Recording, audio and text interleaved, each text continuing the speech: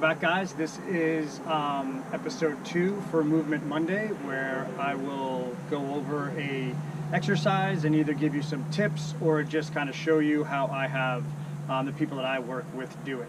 Okay, so today we're going to go over squatting. Okay, again, this is just the way that I teach people how to do it, how I like to see people do it. The way that I'm going to show you isn't necessarily the only way, and if people don't do it the way that I'm showing, it doesn't mean that it's wrong. Okay, the biggest thing that helps me when it comes to teaching people how to squat that I actually learned from Tim Anderson at the place that I worked. I overheard him say to somebody, is when you squat, try squatting in between your legs and not on top of your legs. And to me, that really makes a lot of sense. That's what I see people, again, in my opinion, that's what I see people doing wrong, is they're not trying to squat in between their legs, they're trying to squat on top of their legs. Okay, so I'm going to show you what I mean by that. So first I'll show you about squatting in between your legs. So here are my feet, my hips, my legs. I'm coming down, my hips are coming down in between my legs. Okay, so this is very comfortable for me. I could stay here for a while. In some Asian countries, this is how people sit and talk. This is a resting spot.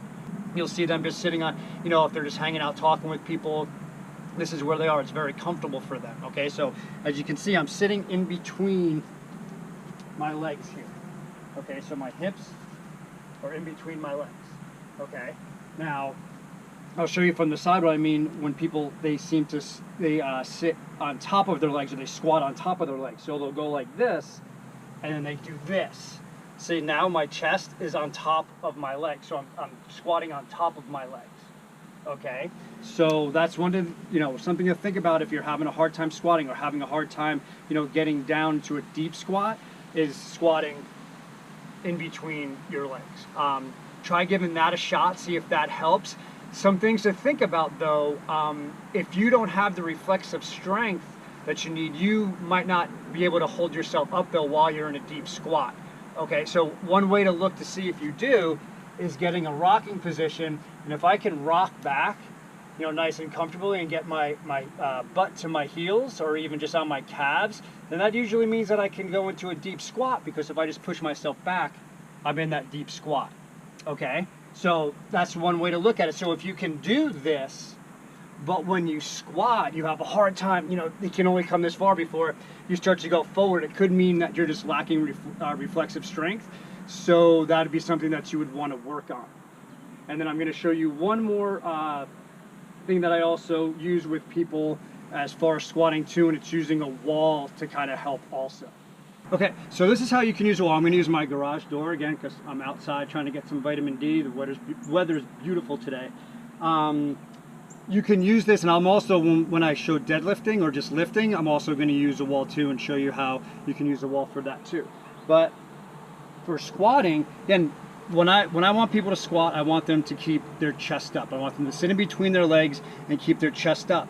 So using a wall or something helps with that, because if I squat down in between my legs, I stay in front of the wall. If I was to squat on top of my legs, I'm going to hit the wall. Okay, so that's just something that you can use as a guide to help you, know whether or not you're squatting in between your legs or squatting on top of your legs. So I hope that helped with your squats. If you have any questions, feel free to comment down below.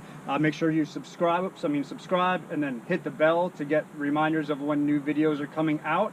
I also will link the book that I linked in the Friday flow with the original strength resets, because I talked about the rocking for the squats and that reflexive strength. I can't recommend that book enough to help build reflexive strength, which will, once you get that, things start to get a lot easier as far as it comes to movement. Okay, so I hope that you really like this video. Again, comment if you have any questions, and tomorrow look for episode 2 of Target Tuesday.